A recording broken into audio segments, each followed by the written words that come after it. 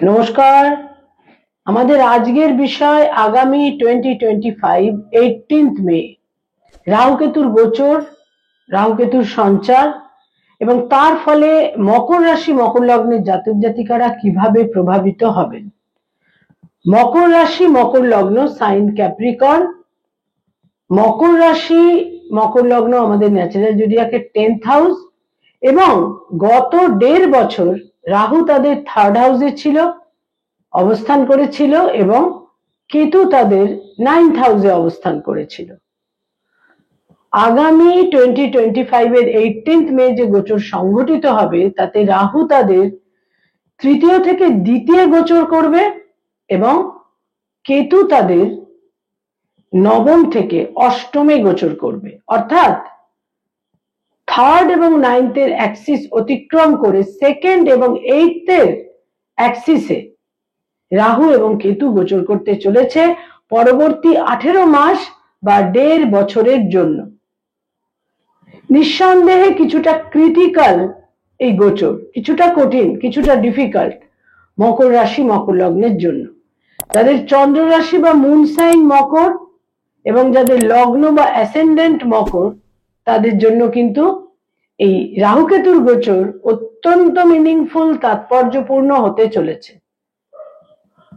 রাহু তাদের 2nd হাউসে গোচর করে যেটা প্রথমেই যে ক্ষেত্রটা তৈরি হবে তা হচ্ছে নিকটজন, পরিবার পরিজন, আত্মীয় কুটুম্ব, ব্লাড রিলেশন, যাদের আমরা নিকটজন বলে ভাবি সেখানে কিন্তু মিসআন্ডারস্ট্যান্ডিং, একটা বিবাদ, দূরত্ব ইত্যাদি তৈরি হবে এবং বাক্য প্রয়োগ, কথোপকথন, আটারেন্স, উক্তি, স্পিচ ইত্যাদির মাধ্যমেও কিন্তু জটিলতা বিশেষভাবে বৃদ্ধি পাবে। সঞ্চিত অর্থ সম্পর্কে অত্যন্ত সতর্ক থাকতে হবে। অত্যন্ত অনিবার্যভাবে, অবশ্যম্ভাবীভাবে সঞ্চিত অর্থ নষ্ট হতে পারে, এ ব্যাপারে অতীব সতর্কতা প্রয়োজন। ফেস বা মুখ গহ্বরে কোনো ইনফেকশন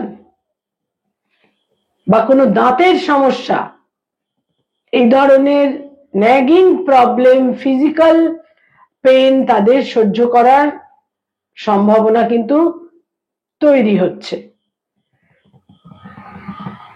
মকর রাশি এবং মকর লগ্নের জাতক জাতিকাদের ক্ষেত্রে আরেকটি দিক যেটা শত্রুহানি হবে, সুচিকিৎসা হবে। ঋণ যারা করেছেন ঋণের সমাধান সূত্র তৈরি হবে।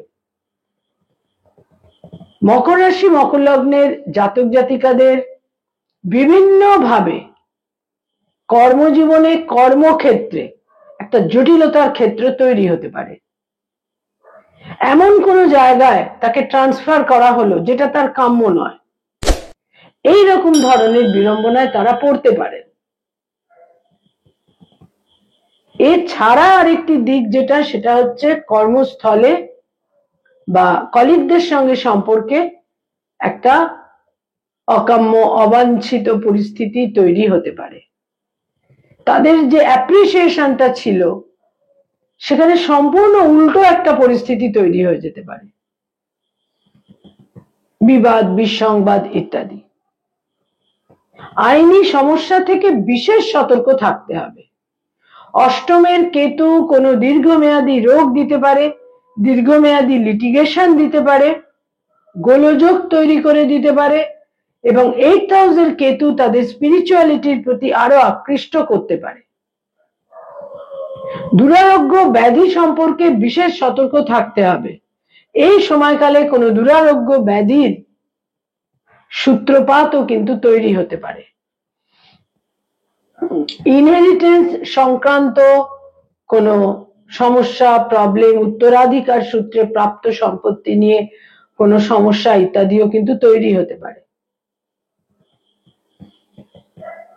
কোনো নিকট জনেদের শত্রুতা, ষড়যন্ত্র, একদম পেছনে তাদের নানা রকমের ক্ষতি করা, অহিত করা, এই ধরনের সম্ভাবনাও কিন্তু তৈরি হতে পারে। মকর রাশি মকর লগ্নের জাতক জাতিকারা অত্যন্ত ধৈর্যশীল হয়ে থাকেন, বিচক্ষণ হয়ে থাকেন, দূরদর্শী হয়ে থাকেন। এর ফলে পুরো সিচুয়েশনটাকে এবং যাদের সঙ্গে তাদের ইন্টারাকশন, ক্লোজ প্রক্সিমিটি, এই সমস্ত ক্ষেত্রে কিন্তু অন্তর্দৃষ্টি দিয়ে এবং ধৈর্যের সঙ্গে প্রত্যেকটা ক্ষেত্রে তাদের কিন্তু বিচার বিবেচনা করতে হবে। বহু মকর রাশি মকর লগ্নের জাতক জাতিকাদের কর্মজীবনে, কর্মক্ষেত্রে প্রমোশন, পদোন্নতি, আরো বেশি ক্ষমতা পাওয়ার, যে পাওয়ার এবং পজিশনের পেছনে মকর রাশি মকর লগ্নরা অত্যন্ত আগ্রহী থাকেন, এই ধরনের পাওয়ার এবং পজিশনও তারা পেতে পারেন, কিন্তু তার সাথে সাথে সাইমালটেনিয়াসলি শত্রুতা, বিরুদ্ধতা, ষড়যন্ত্র ইত্যাদিরও কিন্তু সম্ভাবনা থাকছে।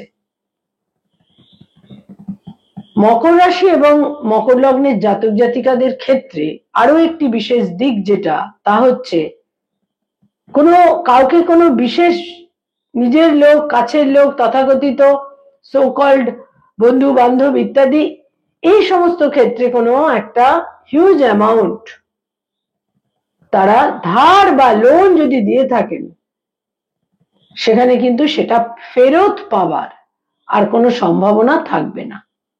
বিশেষ সতর্ক থাকতে হবে। সন্তান সম্পর্কে বিশেষ কোনো ইস্যুতে একটা উদ্বেগ, অস্থিরতা তৈরি হতে পারে, যথেষ্ট সতর্ক থাকতে হবে।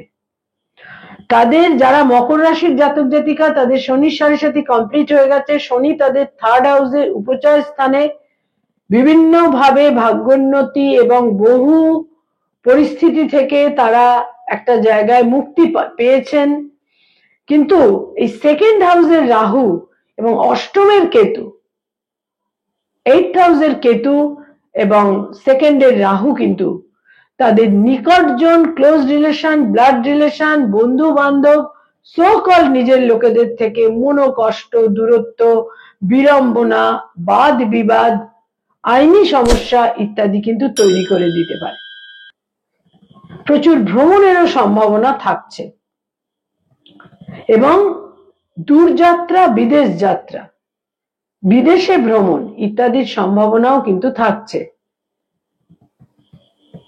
কর্মজীবনে বিশেষ সতর্ক থাকতে হবে, সঠিক মানুষকে যেন তারা আইডেন্টিফাই করতে পারেন সেক্ষেত্রে। এবং মকর রাশি মকর লগ্নের জাতক জাতিকাদের দাম্পত্য জীবনে,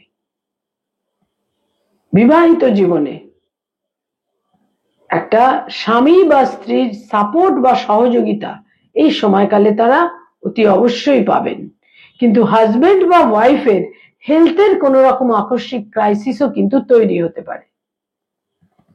যাদের চোখের সমস্যা রয়েছে, হার্টের সমস্যা রয়েছে, চোখ এবং হার্ট এই দুটো ক্ষেত্রে কোনো বিড়ম্বনা তৈরি হতে পারে। যারা মকর রাশি মকর লগ্নের জাতক জাতিকা, স্কিনের সমস্যা, চোখের সমস্যা এবং হার্টের সমস্যা বিশেষভাবে তাদের বিড়ম্বনায় ফেলতে পারে।